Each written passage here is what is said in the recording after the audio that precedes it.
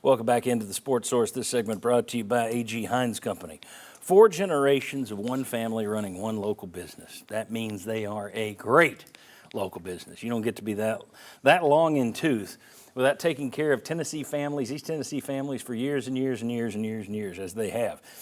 If you have a do-it-yourself project or you're starting a home repair or an upgrade, start it with a trip to A.G. Hines Company. I was down there this week. Their team is most unbelievably friendly, helpful team that you will ever deal with at any store, period. Guaranteed. That's a heck of a statement. I mean it and stand behind it. Great people at A.G. Hines Company. Learn more at aghines.com or get down there and see them on Hines Street in downtown Knoxville, just a stone's throw from the Sun Sphere. A.G. Hines Company. All right. Let me introduce the next round of guys we have right here. Chuck Cavaleris. We have Josh Ward. We have VFL Sterling Hinton. All right. Sterling, I'll start with you. Let's make this quick and simple. Who was the best player on the field yesterday? Squirrel White. You know, when he got open, and they rolled to him, make sure he didn't get open anymore in the second half. But the catches he made were just phenomenal. And I mean, the touchdown made ESPN top 10, but the one he grabbed on the hip, we talked about it earlier, that was a phenomenal catch.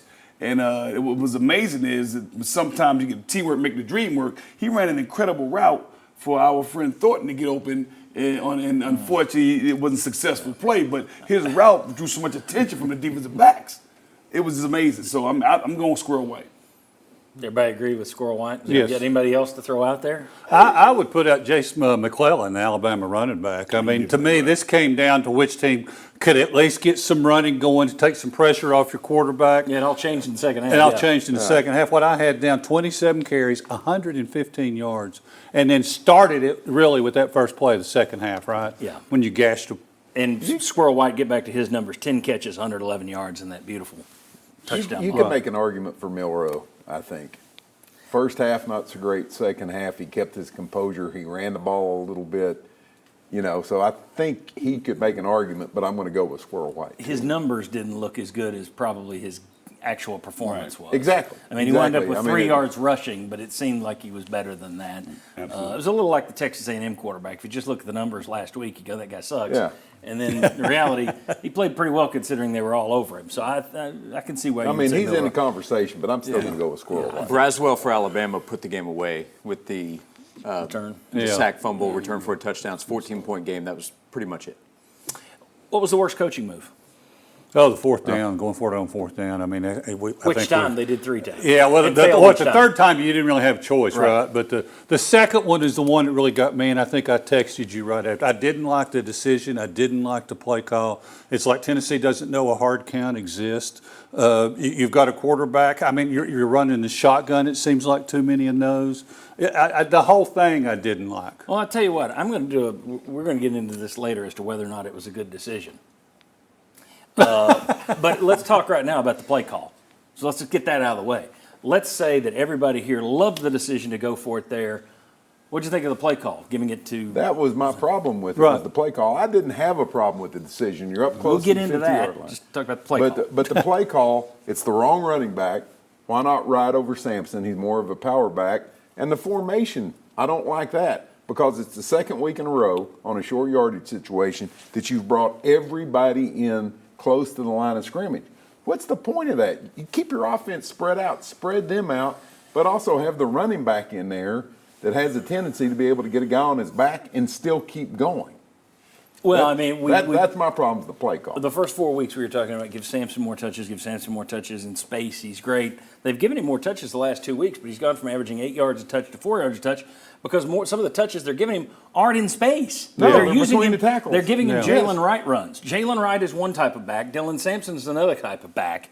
Agreed. Use them in 2 different ways is the way I look at it. Sterling, you agree, disagree with that? No, I agree wholly. I mean, you got to use your running backs to their strength. We've got a stable in that running back room.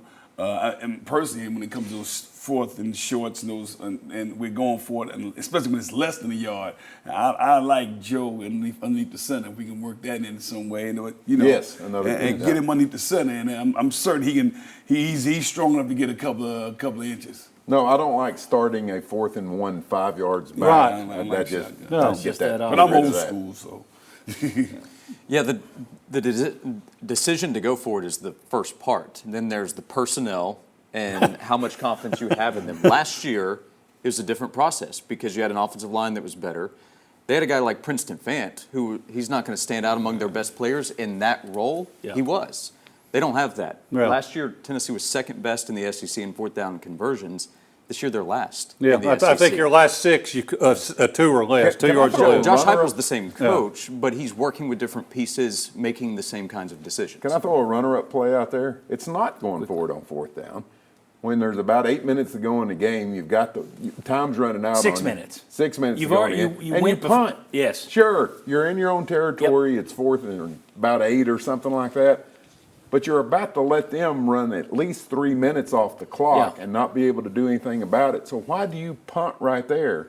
I know. Well, we don't get it. They kick field goal. Game's over. It's already They run over. 3 minutes off clock. Game's I probably think that over shows how anyway. much already faith you got being able to pick up 8 yards right But there, too. here's what I agree with Bob. Look, if give me some consistency here. Yeah. So we're going to go for, instead of protecting our defense, we're going to go here on this 4th and 1.